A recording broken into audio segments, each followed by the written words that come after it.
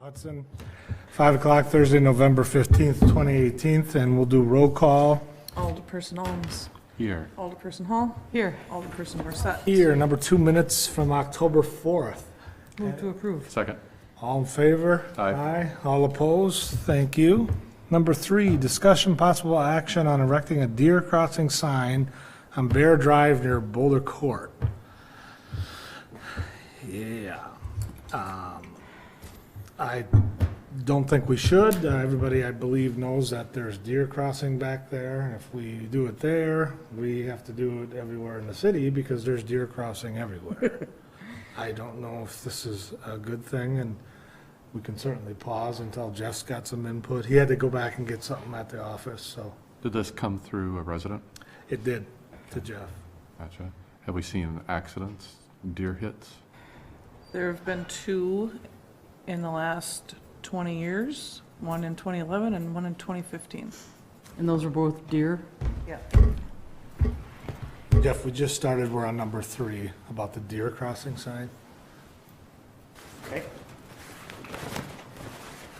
I don't think it's a good idea to start putting up signs. My opinion, we start with that one, and we should be putting them up everywhere anybody sees deer. Right. We live in the Midwest. Deer are here. I don't see a need for it there, I need one in my backyard. right? Fleet Farm's got them. But I I have a agree. Norwegian crossing one. Any other opinions? So Jeff feels it's not warranted, so. Do we need a motion? Did you talk about how many? 2 in the last 20 years? 2 in the last 20 years. I don't think it's a huge issue. Right. I move we do not put a deer crossing sign. I'll second that. Any further discussion? Seeing none, all in favor? Aye. All opposed? Motion carries. Number 4, discussion possible action, stop sign on Vine Street and Grandview Drive. Okay. Looks like this came from a bus driver. Came from a bus driver. He was concerned because, especially with the switch now, where the buses go down Grandview Drive to the back of the school, he has to, and this is in the afternoon, I was assuming that this was in the early morning hours when it was dark, but he claims that this is in the afternoon. So when he is going to the high school to pick up a load of kids, he will come down Vine Street toward the west and then get in the right turn lane on Grandview to turn right. And he claims that he has seen more than a handful of times the person following behind him, as soon as he moves over, just keeps going right through the intersection because he says they can't see the stop sign because of the bus. Oh, that would make sense. It does make sense, but there's a stop sign on the other side of the road that you can see. They flash. What's the remedy? I mean, putting one in the middle? Well, they make these kind of cantilever ones that go over the road. Yeah, I don't know what the remedy is. Maybe put a stop sign facing westbound on the east side of the intersection, facing eastbound on the east side of the, so that westbound traffic sees the actual. Yeah. That's just. I think. But that if you would look at, did I attach that intersection to this or no? I don't think I did. I think that'd be the best start before we go spending money on arms over. Oh, yeah, arms or the obvious one that comes to mind is the flashing red light over the intersection. But I really don't think. How about we do that, what you're suggesting, and then we revisit it with him, but 3 months? Or when's Christmas break?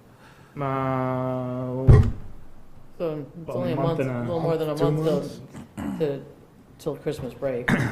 I will say that I had our patrol guys sitting up there between 1 and 3 for the last few weeks, and they haven't seen any violations. I told them to try and get up there around the 2 o'clock range when the buses are going to be actually going to the high school, and they haven't reported any issues to me. I don't know if they've been able to get up there a whole lot, but I think that would be the most obvious if people are having trouble seeing the stop sign going a certain direction, then maybe just put one on the other side of the road. Do you think we need to do anything? Or is this just one person's opinion? Boy, I tell you what, this is one person's opinion, but he's right, and it doesn't take but one time for someone to be pulling out from the north-south stop sign and just get T-boned at 30 miles an hour by somebody because they didn't see a stop sign. Mm-hmm. And I wouldn't want that on my conscience. Do we have any data as far as at that intersection? What the crash amount is? No, and it wouldn't have been enough where immediately over the last 5 years, I could think that it would be a huge problem. Well, and the buses have only been stopping at that, in the right lane at that stop sign for the last year or so, since they've, Right. since they've been doing the parking in the back. What's your pleasure? Got it. Well, I think we need to do something, because Yeah. I think that it is I a real agree. problem. Yeah. And it is my neighborhood, so, so what you're suggesting, Jeff, is that, okay, so the stop sign is on the north side of the street? You're Yes. saying put another stop sign on the south side of the street? Yes, facing east, Facing Okay. east. so that westbound Yes. traffic can see stop. Yes, okay. I've seen that done in other Yes. intersections. And where it would say Just, four-way stop on that, underneath that stop sign, so that it would be really clear. I think that would be a reasonable thing to do. Is the existing stop sign lighted? Is it one of the flashing? Yeah, it's got the cellular panel Yeah, on it's it got the that flash. has the Do LEDs that on or it. no? Well, but see, the problem is Yeah. that when the tall bus is there, they can't see the stop sign, because the bus is Right. blocking it. I understand that. I'm just saying, would you do the same thing on the Oh, other on the other side? side. I don't know. I don't know off the top of my head if the north and southbound stop signs are like that. I know for a fact that the east and westbound stop signs are, Right. but I don't know if all four of them are. How much Sure. extra would it cost to do that, do you know? Mike? To add a lit, a blinking stop? Yeah. Those are probably quite a bit more expensive. Yeah, Because I don't know if that solar panel can do more than that one it's got. Don't know. yeah. But I think anything, and it's not like this is happening during hours of darkness, apparently. Right. This is happening in broad daylight, so. Okay. I think a normal stop sign would be appropriate. I'll make the motion to put another stop sign with a four-way stop, or an all-way, or whatever you would have underneath the stop sign on the south side of the street facing east. I'll second that. Okay. Any other discussion? Jeff, is that right? Yes, south side, Right direction? south side of the intersection on the east side, southeast corner of the intersection. Southeast corner, yes, facing east. Mhm. Okay. All in favor? Aye. All opposed? Motion carries. We'll pass that forward. Number 5, discussion possible action to erect a stop sign on Maxwell Drive at Carmichael Road. Yeah, it's actually Maxwell Drive and Maxwell Drive if you look at it. On the satellite image that I gave you, the street going south on Maxwell stops. That no longer stops. It goes straight through. It's already paved. It's going back where those senior living homes are going on the backside of the dog track property. Oh, okay. Okay, So it's if already you- extended. So further north, Extended, yeah. down where you can see kind of the half of a Google down there, is where those buildings are being constructed, and that road continues all the way through now. And there has been some near misses apparently at that intersection with construction vehicles coming through that intersection and people coming off of Carmichael Road onto Maxwell to go up to the bank or to one of those other businesses up there. There's no traffic control at that intersection. So where do you want the sign? Or Well, I think most logically, Maxwell? since I don't think there's a lot of traffic that comes off of Carmichael Road onto Maxwell, because initially I thought let's see what, Okay. it would be the southwest corner. So the people heading east off of Carmichael Road would get the stop sign before Yes. they get to the long part of Maxwell Drive. Yes, It so they sounds- have it to looks like it's stop con- before it's- turning right or left. Yeah, and it looks like it's confusing now to have Maxwell Drive for that short stretch. And so maybe what we need to do is look at changing the name of that. Yeah, short right stretch now, At some point. according to David Gray, that's kind of an unnamed street right now. I think Oh, okay. Maxwell is gonna be considered the through street that carries through. Mm-hmm. So I don't know what that little half block, if they're gonna name that something else, or if that's just gonna be an access road, or what that's gonna be. Williams Drive? Yeah, right. I was going to suggest Joyce Hall Boulevard. Hey, it's not your district. Ooh, getting territorial. But I guess my initial concern was that traffic would back up from that stop sign. However, I don't think there's a lot of traffic that comes off of Carmichael Road to go onto Maxwell Drive at that intersection. Well, and at a T, you expect that. And I don't anticipate coming a up lot of from- through traffic on Maxwell Drive, Yeah. right, where people would be sitting there for several minutes trying to get out. So you want it on the shorter part? I think that makes sense right before the T. Okay, That way it's only one sign and not two signs. okay. I'll make the motion. I'll second. What's the motion? Motion is to put a stop sign on the southwest So that the people, corner, yeah, right? Or Southwest. southwest, Southwest corner. yeah, so the people heading east Yes, from Carmichael would have to stop. yes. And I can meet with Mike Mraz and make sure that he knows exactly what we're talking about. Okay. Any further discussion? If not, all in favor? Aye. All opposed? We'll forward that to council. Number 6, discussion possible action to erect stop sign on eastbound Canyon Boulevard and westbound Valley Commons. Yeah, so here again, an outdated Google Map image doesn't show all of Wedgewood Circle there developed. It now is developed. There are a lot of families there, a lot of kids that have to walk to, it would be the south side of Canyon Boulevard on Wedgewood for the bus stop. And there's no traffic control at that intersection, and there's been some near misses. Okay, I know we have, if you want to come up to the podium and state your name and address for the record, please. Okay. Megan Cosgrove, and my address is 300 Wedgewood Circle. I don't think our house is on the map, but we're right on the corner. That would be on the northeast corner. And as you can probably see on that map, the Valley Commons, there's row homes, there's townhomes in there, and there's more than 50 townhomes. There's only 2 entrance exits, and the Wedgewood Circle intersection, Canyon Boulevard and Valley Commons, that is the main entrance for those residents. And so they generally slow down when they're crossing, but we have found that actually one of the residents across the street of Canyon Boulevard on the it would be northwest corner, she's got some very large bushes, which are essentially an obstruction of anyone walking on the sidewalk who would be crossing Canyon Boulevard. So those coming into the neighborhood don't necessarily know to stop, unless they're going to see anything. So, and some kids, I've seen lots of kids come through and not stop, so that's an issue in itself.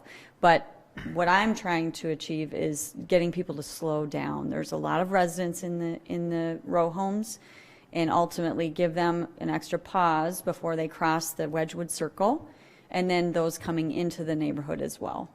I feel like it would be necessary to have a stop sign on coming in on the southbound and going out on the northbound. Northbound on Valley Commons. Correct, Before crossing Wedgewood. exactly. Southbound on Canyon Boulevard before crossing. The Canyon Boulevard, there's tree growth there too, right? In the center. In the center? exactly. Is that pretty, It's maintained, it's not a issue. not a sightline issue? Exactly, no. Okay. The only question I would have is Valley Commons a private road? Is it a throughway? Does it go through? No, or I does loop think back? I don't think so. Doesn't it loop back around?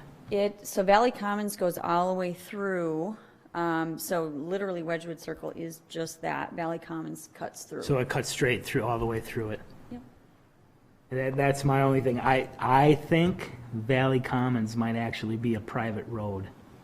And then the association would have to put that up, correct, Jeff? Yes. It Yeah, has the to be association. legal. I think in the past, our Public Works would put it up, but they have to approve it and they'd have to buy the sign for it. Okay. Then our Public Works would put it up. But I think we're responsible for the Canyon Boulevard part of it. But aren't we too responsible for the decision? You know what I mean, from just a public safety standpoint, Well, even we'll though it's a suggest to private the drive? association. Yeah, you can Just- suggest okay. And tell them the process, and that's Sure. how they, I mean, we'll do our part. But the first step would be to find out if that's part of it, because that might be even a separate association, isn't It it? is. And I did hear from the president of that HOA, and, because I'd posted on trying to get more neighborhood supporters, which there's a lot of. And as soon as she saw that, she went, this is a private road, and I went, Okay. so I took that post out. Because I was like, well, so I don't know what any costs associated and what the backlash would be on that, Yeah, no, they would have to Well, be, the I think safety. I think it would have to be their right? decision and they would have to fund it. Yep. Yep. We can move forward with our part and do our part, and then send them a letter or an email and say, hey, we highly suggest you put some kind of traffic control stop sign at that location. Right. Yep. Sounds good. Is that a motion, Bill? Yeah, so placing a stop sign on Canyon Boulevard heading south, and I guess directing you to reach out to the HOA of that road, Valley Commons. Is that, Yeah, you and You want me to Mike. do it or you want it to come from the Public Safety Committee? It can come from public safety, but it needs to also come from plan commission, so we have, make sure we do know it's private in the association to contact. Yeah, we can do it. I'll second. Any further discussion? Seeing none, all in favor? I, All opposed? None. So we will recommend that and forward it on. Thank you so much. Thank you for taking the time to talk with us. Can you send me that association president's Absolutely. information? Number 7, discussion possible action to erect a digital speed signs on Carmichael Road near Hudson Middle School. Okay, so this came out of our meetings from the Safe Routes to School Committee. Can you give us an idea of who the Safe Routes Committee thing is? Yeah. What this is about? It's the Hudson Police Department, the North Hudson Police Department, Hudson Public Works, the Hudson School District, some community members. I don't want to leave anybody out. I think it's mostly the principals of the high school, the school district administration, and then different law enforcement and public works entities. So are you representing us as a public safety committee? No, I'm representing the Hudson Police Department. So you don't have a public safety person on your little Safe Route Committee? It's not my committee. Whose is it? I think the school district is the one that put it together. I think they might have missed something there. But go ahead, go forward. We can So- talk about that at some other point. Sure. So they had this Safe Routes to School study, basically out of Eau Claire, that came in and evaluated and assessed the ability for kids to safely walk and bike to school. And one of the things that they noticed was there's not a lot of speed control on Carmichael Road going past the middle school and Prairie Elementary. And the traffic speeds on their data were well above the posted speed limit. when So, you say speed controls, what do you, speed control, there's a stop, or there's a speed limit sign just south of that strip mall entrance, or just north. It's just north, on the north side of the strip mall entrance, on the east side of Carmichael, basically just south of Grandview Park. Chief, has this committee done the research on the fact that the city of Hudson has a stop sign placement policy? They have, I don't think that, we're not talking about a stop sign. You're talking about safety controls, Yep. right? Yep, Same, it's the same policy. yep, So they have not, so they're just going off of a study from Eau Claire? yep. Okay. Yeah, this is the same thing that talked about the crosswalks that you were, that we addressed the few weeks ago, or a few months ago, I guess it was. Do you remember that one? It's the same group.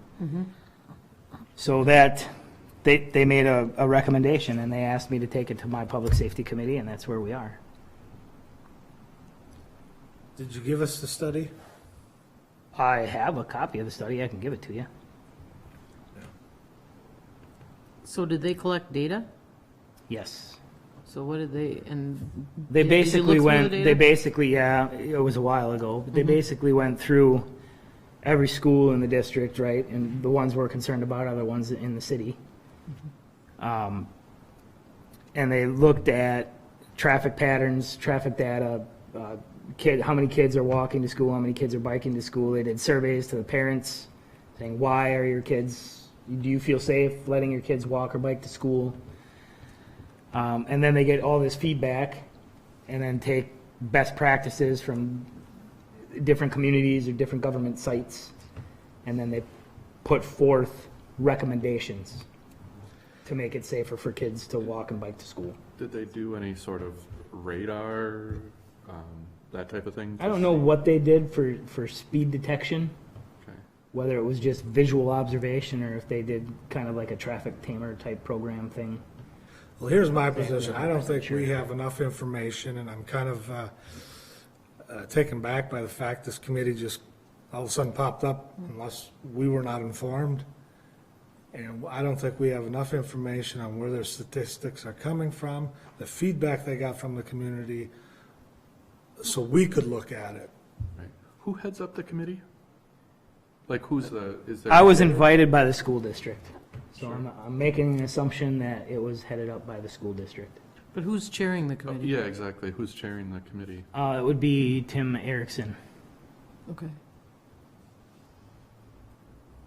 So I would like to postpone this until we have all the information that you've seen, Jeff. Yep. And I have an electronic version of the study results, and I can Okay. pass that out to you guys. Nice to see a little mini presentation maybe Yeah. by somebody else from the. Somebody from the school, whoever's running this committee, Right. I want to have them come to the next meeting. Okay. Because here's what I want to avoid. I don't want this committee all of a sudden get formed and then they're inundating this committee with signs being put up all over the city without any rhyme, reason, or attention to policy or procedure. And I just think that it was wrong that it came this way. Just my opinion. So please get us the information and invite somebody the next time to this. Sure. Do you need a motion for that? No. Okay. So, number 8, discussion possible action to erect 15-mile school zone speed limit signs on westbound Summer Street and southbound Hoyt Street. This again came from that committee. There are no speed zone signs on those roads. So there's no school zone speed limit? There signs? is one school zone sign as you go, let me try and get my bearings. As you go east on Summer from 11th, there is a school zone sign. And as you go north on 13th Street past EP Rock, there is a school zone sign, but there are no other school zone signs in that, around the school. Which one's Hoyt Street? Hoyt is the one that connects 13th to, no, it connects Summer Street to Laurel. Yeah, Hoyt is north-south on the back side of the school. Yeah, so it connects Laurel Street to Summer Street. Because I just came through Summer Street and there are 15-mile-hour crossings, yellow signs going both ways on Summer Street.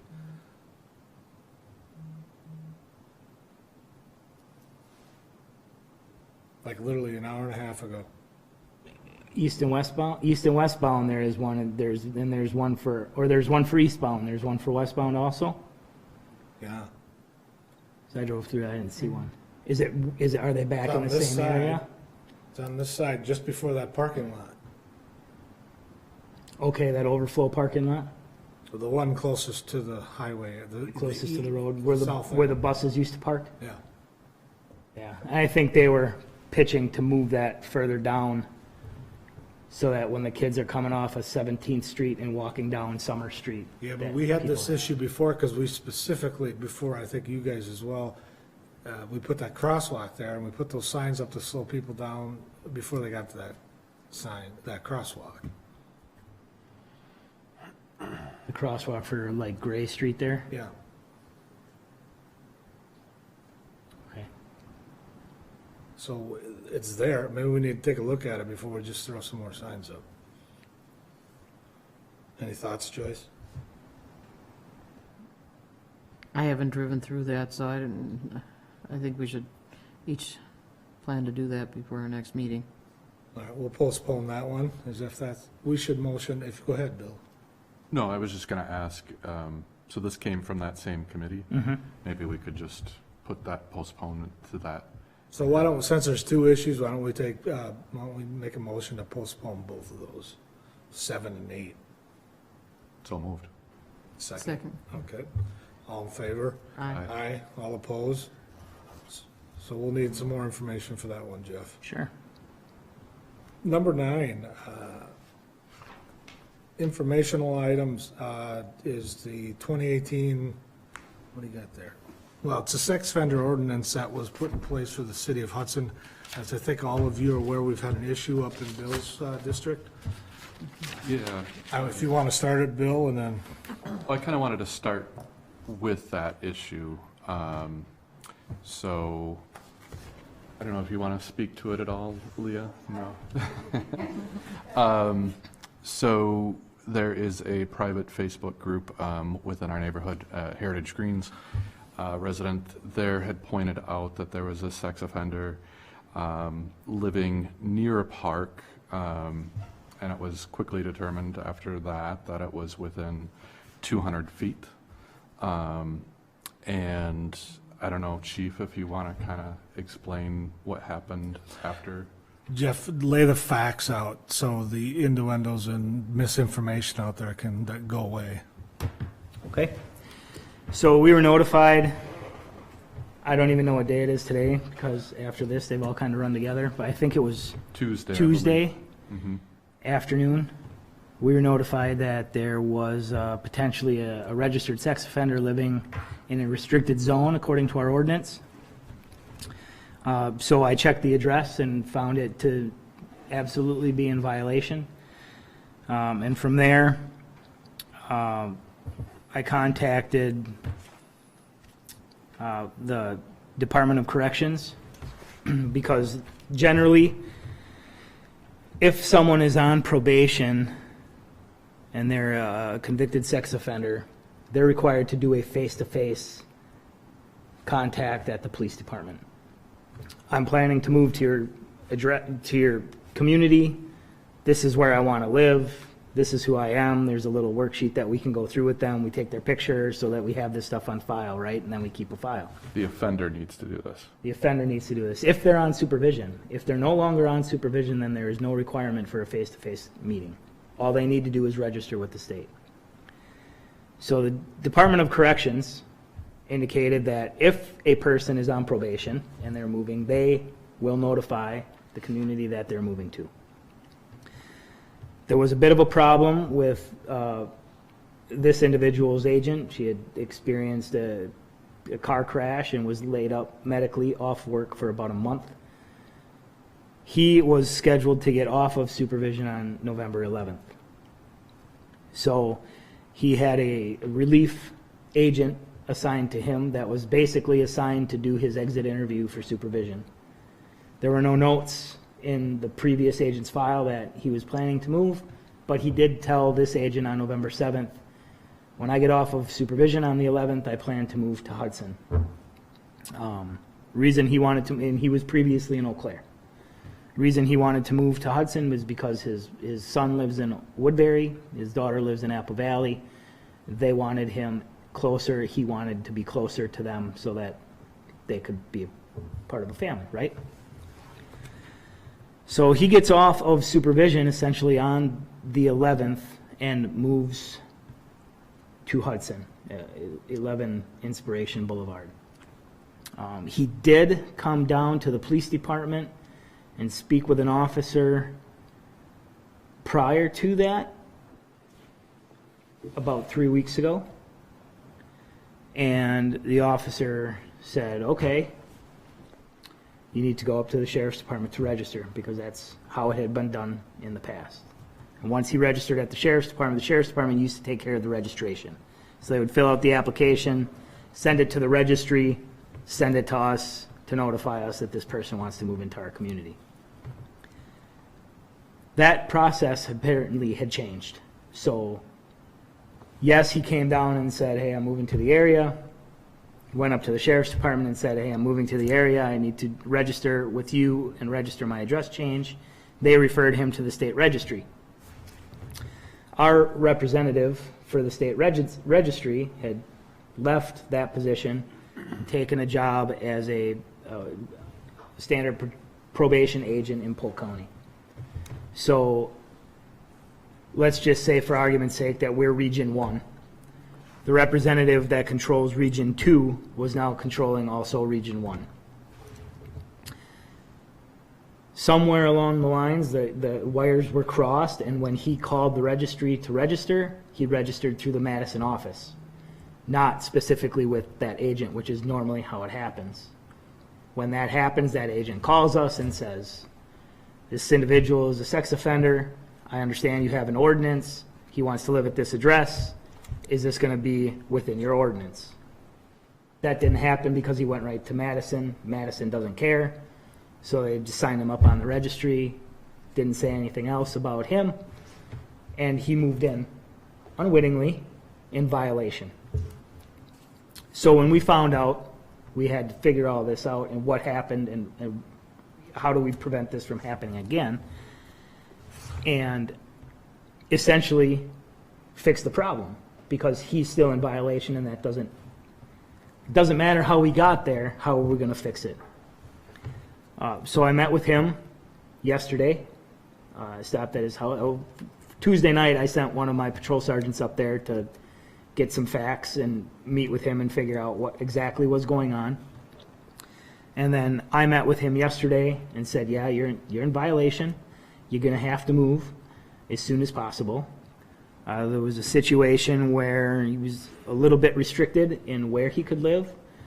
He's on disability, and he's qualified for subsidized housing, senior subsidized housing.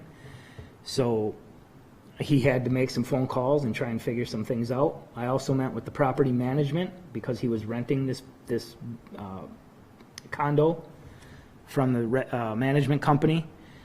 They were on board. They also, come to find out, have a policy that they are to contact us when someone wants to move in. They have a sexual offender area on their application.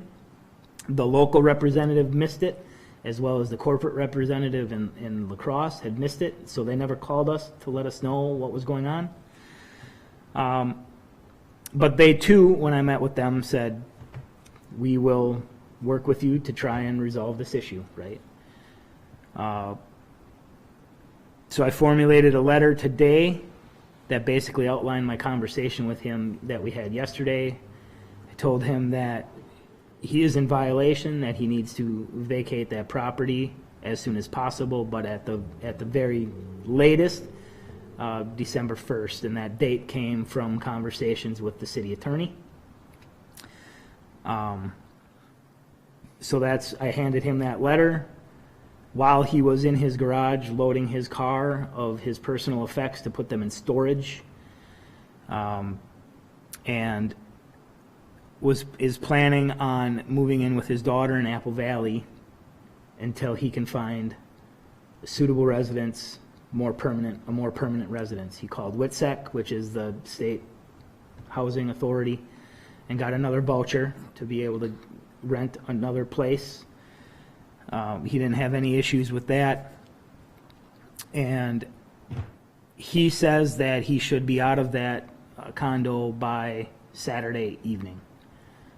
His son is renting a trailer and helping him move some of his big stuff to a storage unit, and he should be out within the next couple of days.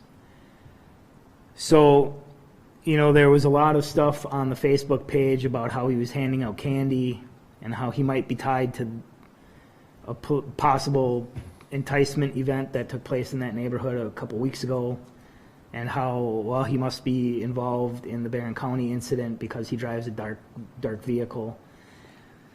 That stuff, though I understand the panic. You're talking about stuff that is on Facebook. Yeah. The concerns from the residents, Okay. right? And it wasn't just one resident, right? It was a lot of them. There was some panic going on, and I get it. Right. And the panic really comes from nobody being aware of this, even though, we go through all these different checks and balances Yep. about how people need to be notified. And none of them And worked. none of them work. Right. None of them. But notwithstanding, even if we would have been found out, right, and we would have checked and said, no, he can't live there, but this one, he can live at that one. There's nothing in the policy that would have generated a community notification with this under these circumstances. So what you're saying is if he was over 200 feet from that park, Right. that no notifications to immediate neighbors would happen? Is that a Not under current the old process? policy. We would give notifications on special bulletin notifications, which are when people are getting out of prison or out of custody and being located to a certain community. Depending on the level of the offender and the violent tendency, depending on what he did or she did to get into trouble, we would make a notification based on that. In my time here, I can remember 2 notifications to communities that we've done. I think there was more, but, at least 3. I only had 2 in the file Okay. that was there. So, We'll finish with the facts first, and then we can talk a So- little bit more about it. yeah, so the facts are that he was up here a couple of days as he was allowed to bring carloads of property to this residence. Well, and he complied with the requirements by notifying, Right. checking the correct boxes on the application and things Yep. like that. And he was here for about 2 weeks prior to that, on sporadic days. He says about 4 times for a couple of hours he was at that house unloading a load because he was moving into there on the 11th. So he wasn't living there on Halloween. Whether or not he was there at some point on Halloween, I can't answer that. But he wasn't living here on Halloween. We do not believe he was involved in the attempted enticement event that happened there because the physical description of him did not match, nor did the description of the vehicle. And can we just cover that just for a second? Can Sure. we just stop right there? I just want to make it very clear that the parent of that child, right, should reach out to law enforcement like she did. Right? Absolutely. I want to make Absolutely. sure that what you're saying Yes. about all this stuff that's on Facebook and that's been nil, I mean, we're investigating that, right? Absolutely. And you're making sure that it's not that same person. Yes. Okay. Yes. So, we obviously, that our radar went off on that too, and we were already looking into that aspect of it prior to the Facebook stuff, if that makes sense. Okay. Okay. So we had already had the reports out once we were notified, and actually the officers that I sent up on Tuesday evening had that report with them to make sure that they were also doing follow-up on that investigation. Okay. So my next question is, okay, so yes, they should approach Hudson PD if they notice that. They should come back. My question is about the Halloween piece, right? I know that you can't say whether he lived there or not, but if he was there and people noticed he was there, could he potentially be in violation of what, His you parole. know? Right. He would have been in violation of his probation at that point. Okay, But once an offender is off of probation, they no longer have that restriction. right. But if he was on probation. Yep, and he would have been, was yeah, he there, would have been on that at that point. So have you asked those questions? Has that been investigated? Yes. And he was not there? He Is says what he was not there. Okay. And we've talked to these people that were witness to that? Well, I was not here during Halloween, so I don't know, but, I don't know who was witness to that. It was all third, fourth, and fifth party information. can we investigate that? Sure. Can we have somebody reach out to these people? Because I'm seeing, I don't know if you're seeing, but on the Facebook, yeah, there's a lot of stuff out there. And accusatory, or, I mean, social media is social media, but these people are talking about things that they've seen. That's a little bit, you know, I would like to see a Understand. little And bit then of action. I also, I did ask the property manager about that also, and she said he did not move in until the 11th. So we talked to the property manager, we talked to him about that. But as far as an exact identity of somebody that witnessed it, I don't know Okay, who. I don't know who. gotcha. So, If you could put an officer on that or whatever, just to kind of make sure, sure, that would be great. sure. I might need your help trying to find out who witnessed it. Sure, I mean, yeah. After this meeting, Sure. I'll get you some names. Yeah. So are the facts as you know them laid out for the public? As I know them, are laid out, yep. And there was also some tips that went up to the Barron County. They have investigated that, and they have ruled him out on that. Okay. The investigating agencies that are assisting in that. So now, once he's done with probation, which is now, is that correct? Yes, he was done off of probation effectively on November 11th. Okay, so he's still required to register. He has to register until 2033. And as a registered offender, he cannot live within 200 feet of a park or the other A things. park or school or licensed daycare or Per our youth ordinance. center per our ordinance. Right. But state Okay. law also, correct me if I'm wrong, he cannot participate in Halloween activities. When he's on probation, that is true. I don't know 100% if once he's off of probation You that he should can't find do that out. I that. think it's life, as long as he's registered, he cannot participate in child activities like that. Okay. That was my question was, Mm-hmm. yeah, what are his restrictions once Social he's done media? with probation? Social media, does he have social media restrictions too? I don't know.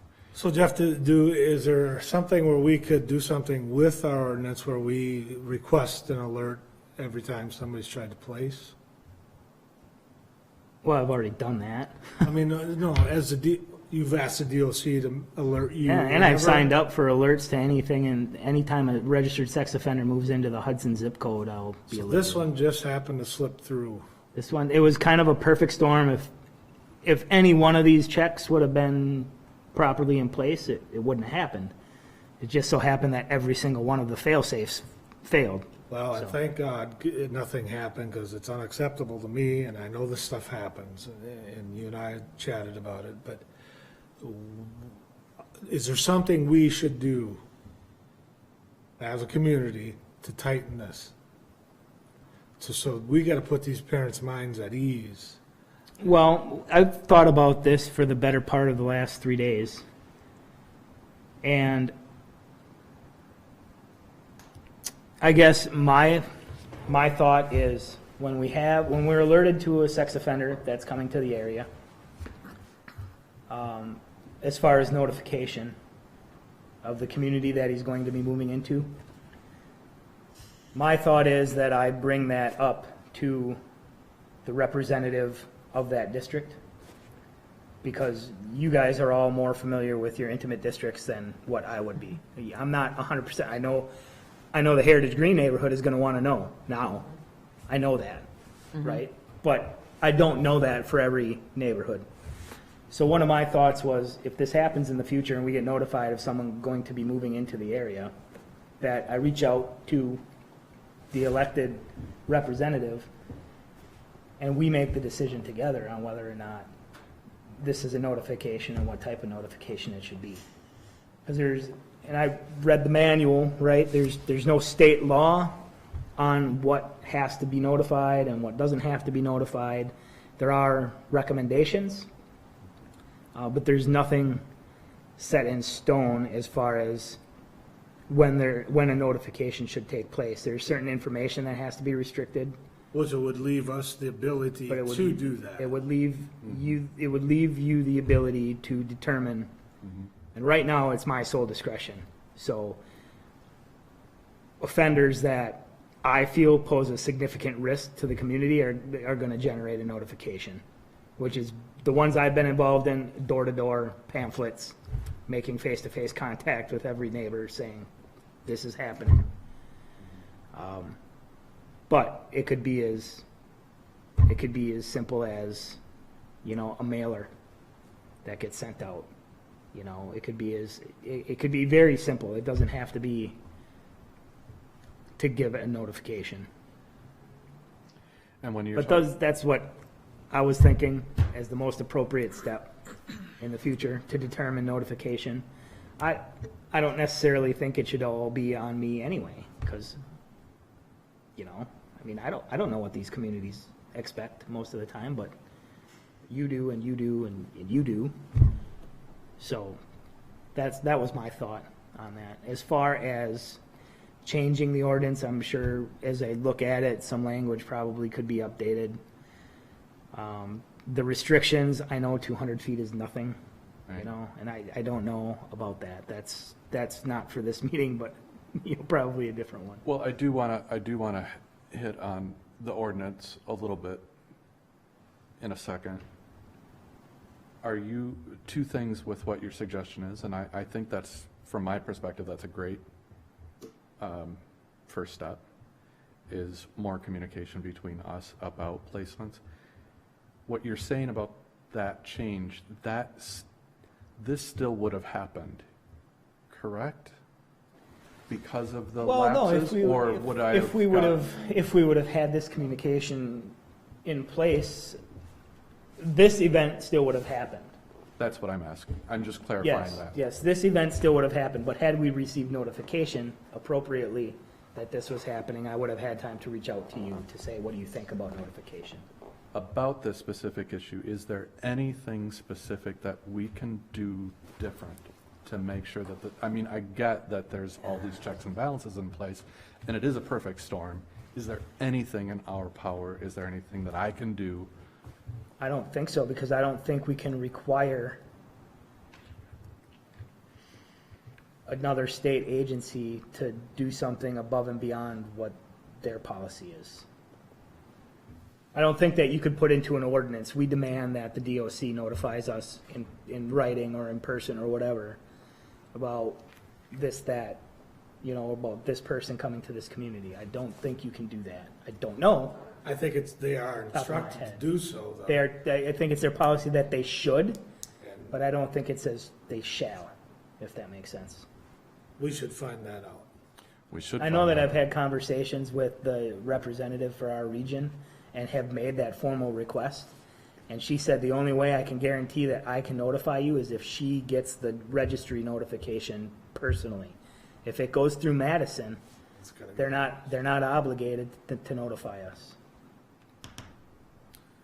And I would say specifically with sex offenders where there's minors involved, or a minor that's involved, like this case. Well, right? that's what the Child ordinance enticement. is pretty much about. Right. Yeah. So when you're talking about, that was my next question, about you reaching out to representatives from each district as they're being placed, what you're talking about is sex offenders that are that involving a child, or are you talking about every offender, period? Where does it choose? When we made this ordinance, you couldn't pick and choose. You can't. It's either all of them or none of them. That you'll let us know. Is that right? Yes. Okay. So somebody who would prey on adults rather than on children the law incorporates all of that. But if they're on the sex registry, they are bound by our ordinance, regardless if it was an adult or a child. Okay. Yes. Well, so long as their violation was one of these listed crimes. Essentially, the ones against, the ones with adult victims are the more violent, aggressive ones. Okay. So leading back to your ultimate question, Bill, I think we should certainly take this back up at the next public safety meeting and get some more information, go back into the records and look at the originals that we crafted this from, and maybe do those updates. And maybe look at the feats. Right, so, I talked with Catherine today, and Jeff, I talked with you too a little bit about this, is right now, I think our first best step is to see how much we are allowing in, right? So in Heritage Greens, I think if this gentleman was placed 220 feet, let's say, 225 feet, which he would have been legally able to, I still think that is not a good placement. I think we're still having that conversation because you still have a sight line to a playground or, I think we need to take a look at the map. What is the 200 feet actually doing? How much is it restricting placements within the city of Hudson? I know that there was precedence from a federal standpoint where they came down to a community in Brown County in Wisconsin because they wrote an ordinance that kept out 90% of their city. They weren't able to place a sex offender. And the remaining 10% was not really residential and not really equitable. So they actually struck down that ordinance. So I think we need to see how much are we restricting by 200, and is there ability to move that up?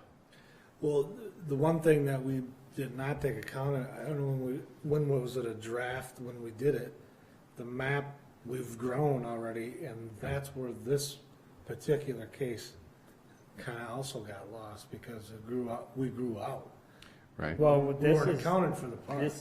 that neighborhood is accounted here in the map. Yeah. The neighborhood is, but I don't know that some other things are accounted in that map, right? They're probably Childcare well, facilities. the in-home childcares, and I don't know how you guys address that, but it's licensed daycare providers, and I know that there's a lot of in-home childcare providers that are not accounted for on our map. Well, That are licensed. Well, I don't know how the licensing stuff works with daycares. Right. So I'm not going to Because in here, speculate we that they're not reference a licensed. state statute, they have to be licensed through, I think it's Correct, 48.65 but state statute. in our ordinance, it says that therefore, in addition to protections afforded by the state law, the common council finds there is a need to protect children in Hudson places where they congregate or play in a public, near schools, daycare, centers, and other places children frequent. So it encompassed the. It does, but we'd have to know somehow. Right, but it encompasses in-home daycares. Right. But do we know? We don't. So there's probably hundreds in the city that we don't know about.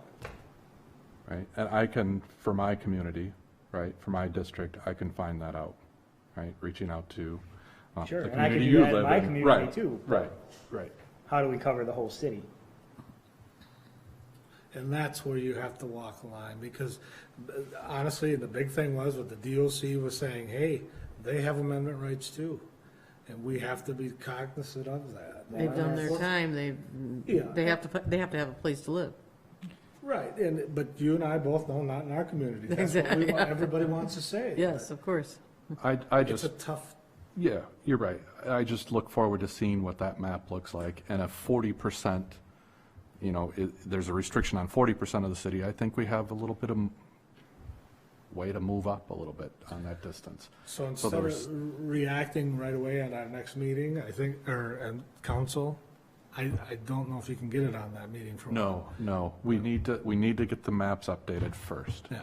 And I'd like to see at the next meeting, those updated maps and sort of the what-if scenarios. I mean, do you think that would be possible to have updated maps? Well, I'd have to get a new map and then recolor the whole thing, because our planning commission doesn't yet have the software available to make it easy. Yeah, So you're working off of physical maps. Yeah, this guy right here. yeah. So then what we'll So do, it's just different colored Sharpies that we go through and yeah, Google map measurements and then, it's not an official survey map, but that's what you're getting at.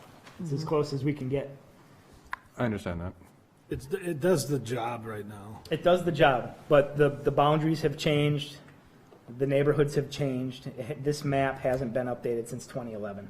Right. Right. So at minimum, it needs to be updated. So what we need to do going forward now is to do that, interject the city attorney, get the updated case laws on where this stands, both local and federal. So we're not in violation of that as well, so we can maintain what we do have and not lose it. Absolutely. That's my huge concern is And that's, losing. that's a concern if you start drawing a lot of attention to what we do have, because the legislature was already talking in the last session about creating a committee to Do get rid away. of these things. Period. I know the state wants to standardize it, and their standardization, or the bill that came forward, did not include parks, did not, it was just schools, I believe. Wow.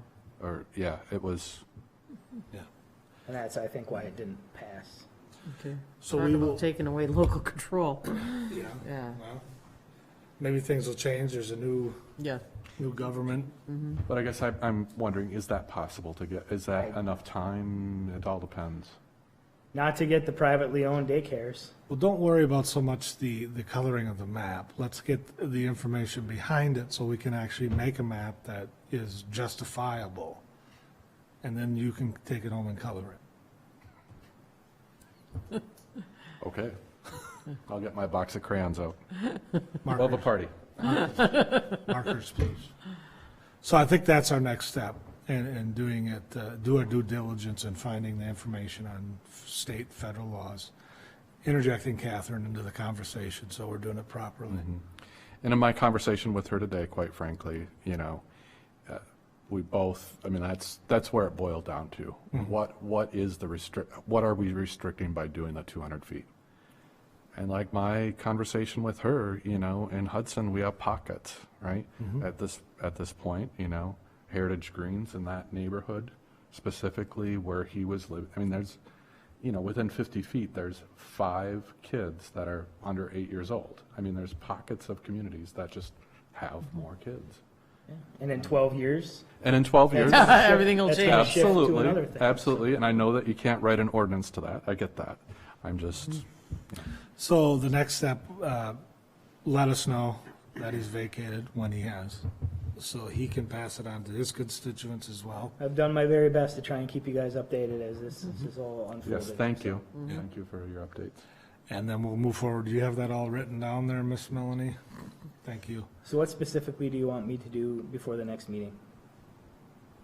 I think you need to find out who is our contact with DOC for Have starters. that. Okay. Probation, whoever's involved with those placements and those notices. Give us that information so we can tie it in with what we're gonna all look at and do our homework. And trying to, and anything that you think needs to be updated in that ordinance, words, obviously footage, that kind of thing. Acquire a map. I know that's not you're not printing. I was that. promised a computer-generated map after the first of the year. We can't wait that long. Planning and Development is working on acquiring new software that would make that really easy. Yeah. Okay, any other further conversations with this? It's a very serious subject, Yeah. but I would just want to make it clear to the general public, we are aware of the situations and that the facts are out there, not rumors, innuendos, or social media. Learn the facts before you do postings. That doesn't do anybody any good, and we don't want panic in our neighborhoods. Well, and, from my perspective, I still have to protect his rights too. So We get that. it's a balancing act, and it's a bit of a juggling act sometimes, but, bad guys have rights too, and we have to. And that Have to gets be fair. lost, it always gets lost in this argument and other arguments. I don't want this in my neighborhood any more than anybody else does, or my community, you know, but the fact of the matter is, these offenders have been among us for years and years and years, and they're going to continue to be among us probably, and we have to find a good way to communicate and what exactly our expectations are, so. We put our heads together, maybe we'll come up with something nice, we pass it on to the others. Can I ask one more? So back to sort of giving us the heads up. Where in that process do you see that happening? Before the placement actually happens? Once we get notified. And Because that's the before notification should placement. be, the notification should be before placement is made. Should be. Should be.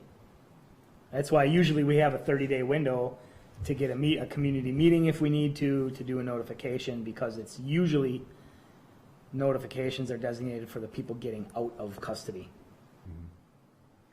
Generally. Got it. I Is like what it that has as been a- in the past. Right. And if we want to do something else moving forward, I have zero problem with that.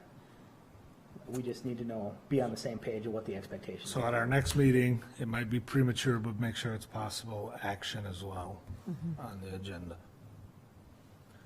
You good? Move on? Okay. Number 10, EMS, Fire Department, Police Department updates. Josh? I'm just busy working on the RFP for the city.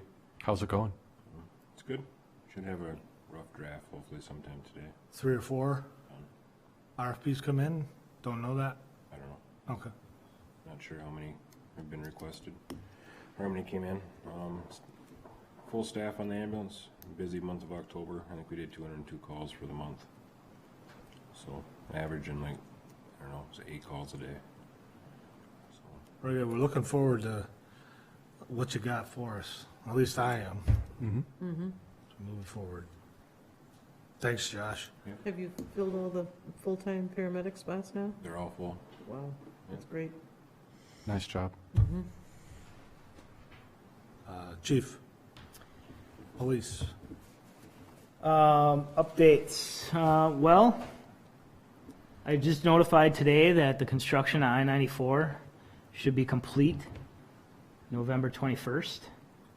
Ooh, yay. It's even All better but, than- all Yeah, but better for than- one small section of the bridge repair.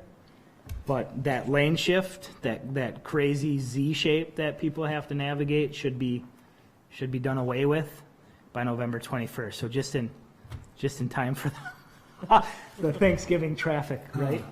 But that's good news. They will have to come back in March and finish up. But that major lane shift should be taken care of.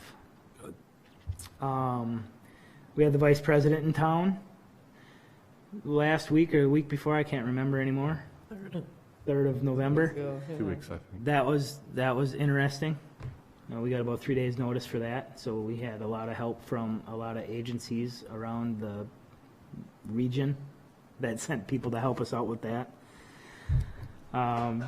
We're hot and heavy into our hiring process for the next year. We have 2 open positions on our department right now. Hopefully, going to have 3 open positions, and by that, we're not firing anybody, but we hope to gain a position. So we've got that process in the works. The recruits all came to take a test this last week. So a couple of weeks, we'll probably have the results of those, and then we can start doing the interview process. The selection process will continue from that. Did you get a good eligibility list? I don't know about the eligibility list just yet. They just took tests. We had 33 people applied, 29 were invited to test, 27 or 25 actually showed up to test. Okay. So when you have that many show up to test, about how many of them make it through the process and onto the eligibility list? Last time, all 33 passed the test, so we had to interview all 33. And then we selected it down from there for the Police and Fire Commission to interview. So it's sometimes there will be 10 that pass through, sometimes all of them will pass through. You can never really know. Our new patches came in. The remodel is done in the squad room of the police department, so I'd invite You know, we're probably gonna have some kind of an open house thing for you. Probably in December, maybe January, to come check out what we've done. But the patches are in, obviously, so you're gonna start to see a transition.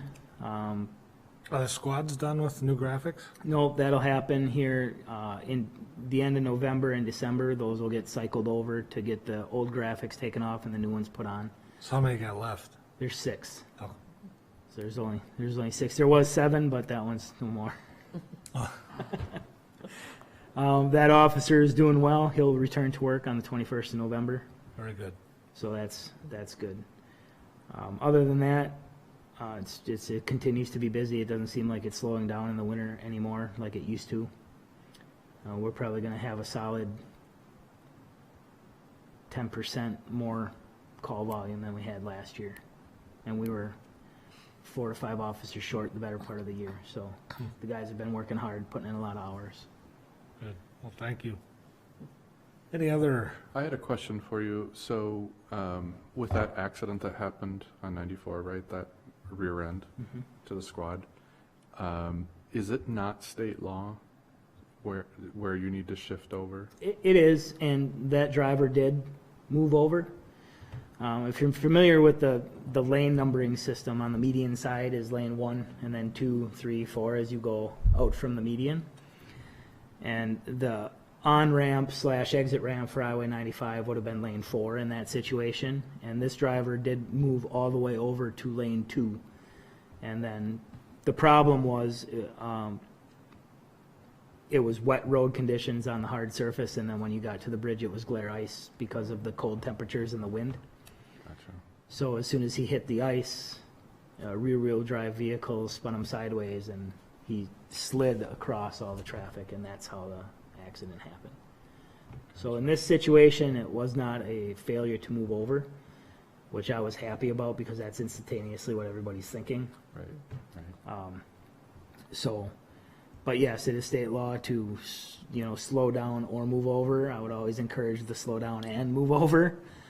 And then just another tidbit, as of the 1st of October this year, it was illegal in the state of Wisconsin to be on a cell phone at all in any construction zone, unless it's a Bluetooth device. So something to keep in mind, especially in construction zones, slow down, pay attention to changing road conditions this time of year because ice is possible pretty much every day. Yeah. Especially on bridge decks. Especially on bridge decks. And even if the temperature outside is 40 degrees, you can still get ice on bridge decks. So just use caution. Get off your cell phone in construction zones. Any items for our next agenda or any information? Seeing none, Move to adjourn. Second? all in favor? Aye. Aye. All opposed? Thank you. We stand adjourned. All right. Okay. Go Paco.